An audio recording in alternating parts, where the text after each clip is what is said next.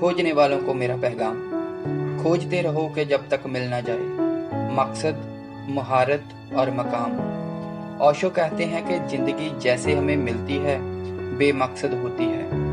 हमें जीवन को मकसद देना होता है। जिंदगी के कैनवस में बेइंतहा मुशक्कत से एक खूबसूरत तस्वीर बनानी होती है, और यह जीवन का मुकाम भी है और सफलता का पैमाना भी।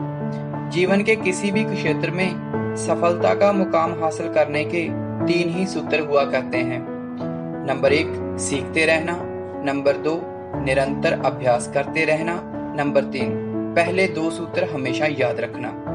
जितना जरूरी सीखना है उससे भी जरूरी है सीखे हुए का निरंतर अभ्यास करना। अभ्यास की अहमियत का अंदाजा इस बात से भी लगाया जा सकता है कि अभ्यास से हम माहिर होते हैं और अभ्यास से ही हम में आत्मविश्वास और योग्यता का सूर्य उदय होता है। आइए अभ्यास की परिभाषा और अहमियत को कामयाब शख्सियतों की उदाहरण से समझते हैं। पतंजलि अपने योग दर्शन में अभ्यास की परिभाषा एक सूत्र में ऐसे लिखते हैं, तत्र स्थितो यत्नो अभ्यासा, जिसका अर्थ होता है अपने काम में माहिर होने के लिए निरंतर किए गए यत्नों को अभ्यास कहते हैं। अगर उनसे पूछा जाए कि कितने समय तक हमें अभ्यास करना चाहिए, तो इसके जवाब में वो अगले सूत्र में लिखते हैं, सातु धीर कालय निरंतरिया सतिकारा सेवितु दृढ़ भूमि। इसका अर्थ होता है कि जब तक आप अपने मकसद में सफल ना हो जाओ, तब तक पूरी लगन और श्रद्धा से अपने काम में जुटे रहो। ब्रूस ली अभ्यास को बहुत महत्व देते हुए कहते हैं, I don't fear a man who has practiced 10,000 kicks once, but I do fear a man who has practiced one kick 10,000 times. इसी तरह स्वामी रामा, जो कि एक प्रसिद्ध हिमालयन योगी हुए हैं, वो अपनी book the art of joyful living में प्रैक्टिस का महत्व कुछ इस तरह से कोट करते हैं, You really do not need to know many things, but you definitely need to practice what you know. Surdas जी भी एक दोहे में अभ्यास को बहुत ऊंचा स्थान देते हैं। वो कहते हैं, करत करत अभ्यास के जड़मत होत सुजान, रसरी आवत जातते सिल पर परत निशान। आइए प्रैक्टिस की इम्पोर्टेंस को मेडिकल साइंस के परिप्रेक्ष्य में समझते हैं। सन 1949 में न्यूरोसाइकोलॉजिस्ट डोनाल्ड हेप ने एक मेडिकल जार्गन दिया था, neurons that fire together are wired together, जिसका मतलब होता है जब हम कुछ नया सीखते हैं तो हमारे दिमाग में नए न्यूरल कनेक्शन बनने शुरू हो जाते हैं, जिन्हें हम साइनेप्टिक कनेक्शंस बोलते हैं। और जब हम निरंतर अभ्यास करते हैं तो ये न्यूरल कनेक्शंस मजबूत होते चले जाते हैं, और जिसका परिणाम ये होता है कि हमारे द्वारा सीखे हुए अनुभव परमानेंट हो जाते हैं। एक आम आदमी की भाषा में कहें तो किसी काम को बार बार करने से हमारे दिमाग में इसकी गहरी छाप बन जाती है। आइए अब अभ्यास का मनोवैज्ञानिक पक्ष भी समझते हैं।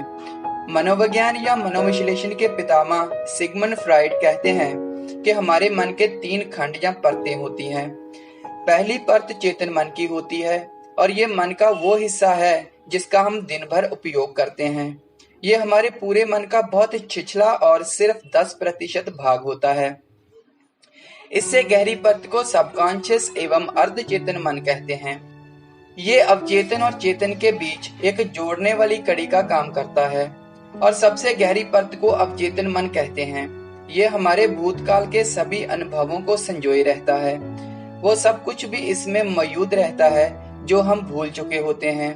ये हमारी दमित इच्छाओं का भंडार है। मगर हम चेतन, अर्धचेतन और अवचेतन मन के बारे में बात क्यों कर रहे हैं? क्योंकि हम अभ्यास की अहमियत को समझ रहे हैं।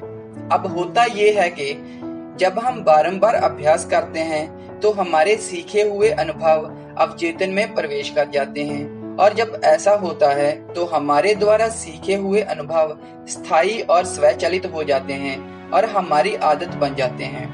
जो हरकतें हम सहज एवं बिना सोचे ही करते हैं उन्हें हम आदतें कहते हैं। पूर्व में हम इन्हीं आदतों को संस्कार भी कहते हैं। इसी अवचेतन मन में ही हमारी आदतों की जड़ें होती हैं। इसीलिए 20वीं सदी के महान साइकोलॉजिस्ट कार्ल गुस्ताव युंग बहुत गहरी बात कहते हैं। वो कहते हैं कि जब तक आप अपने अवचेतन को चेतन नहीं कर लोगे, ये आपके जीवन को निर्देशित करता रहेगा और आप इसे भाग्य या किस्मत का नाम देते रहोगे। काम की बात यह है कि सीखने के बाद अभ्यास करना अति अनिवार्य है, अन्यथा अभ्यास की अनहोंद में मेहनत से सीखा हुआ कोई भी हुनर समय की धूल में दबके रह जाएगा और हमारी बेइंतहा मेहनत जाया चली जाएगी। सवाल ये है, लर्निंग एक्सपीरियंसेस को परमानेंट बनाने के लिए क्या किया जाना चाहिए? जवाब है practice, practice, practice and practice. इस वीडियो को देखने के लिए शुक्रिया। खोजते रहिए, सीखते रहिए और अभ्यास करते रहिए। कामयाबी आपके कदम चूमेगी।